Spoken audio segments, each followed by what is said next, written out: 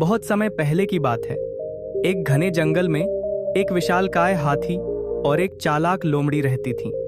दोनों का स्वभाव और जीवन जीने का तरीका बिल्कुल अलग था। हाथी स्वभाव से शांत, गंभीर और सभी का भला चाहने वाला था, जबकि लोमड़ी बहुत चतुर, स्वार्थी और अपनी लाभ के लिए दूसरों का उपयोग करने वाली थी। हाथी का शरीर जितना विशाल था, उसका हृदय भी उतना ही बड़ा और दयालु था।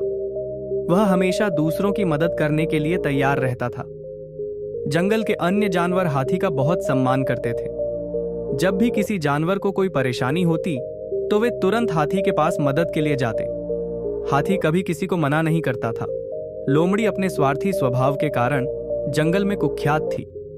वह अपनी चालाकी से दूसरों को मूर्ख बनाकर अपना काम निकाल लेती थी। हालांकि अन्य जानवर उससे सावधान रहते थे, लेकिन लोमड़ी की चतुराई इतनी तीव्र थी कि वह अपनी योजनाओं में अक्सर सफल हो जाती थी। एक दिन जंगल के तालाब के पास हाथी पानी पीने आया। उसी समय लोमड़ी भी वहां आई। लोमड़ी ने हाथी को देखा और तुरंत सोचने लगी, क्या तब यह हाथी इतना बड़ा और शक्तिशाली है। अगर मैं इसे अपने पक्ष में कर लूं तो यह मेरे बहुत काम आ सकता है। लोमड़ी ने हाथी से मीठे शब्दों में बात करना शुरू किया।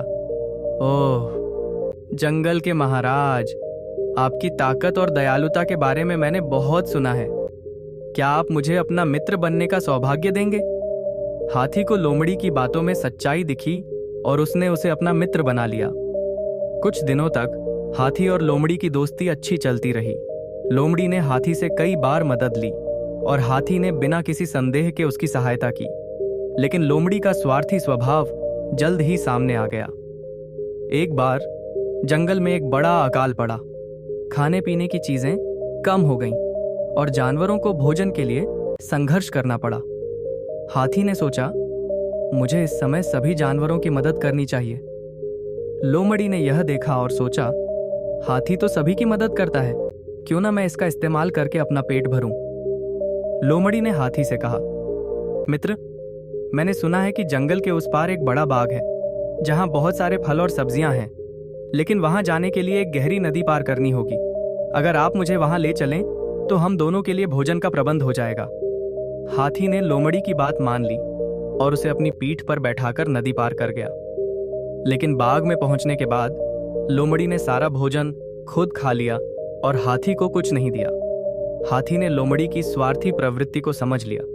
उसने सोचा, अगर मैं इसे सबक नहीं सिखाऊंगा तो यह दूसरों को भी परेशान करती रहेगी। अगले दिन लोमड़ी ने फिर से हाथी से मदद मांगी। इस बार हाथी ने योजना बनाई। वह लोमड़ी को एक ऐसी जगह ले गया जहां दलदल था। जैसे ही लोमड़ी ने चालाकी दिखाने की कोशिश की, हाथी ने कहा, मित्र, तुम्हारे स्वार्थ ने तुम्हें अंधा कर दिया है।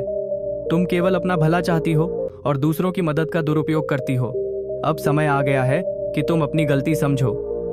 हाथी ने लोमड़ी को दलदल से बाहर निकाला, लेकिन यह शर्त रखी कि लोमड़ी को अपने स्वभाव को बदलना होगा और दूसरों की भलाई करनी होगी।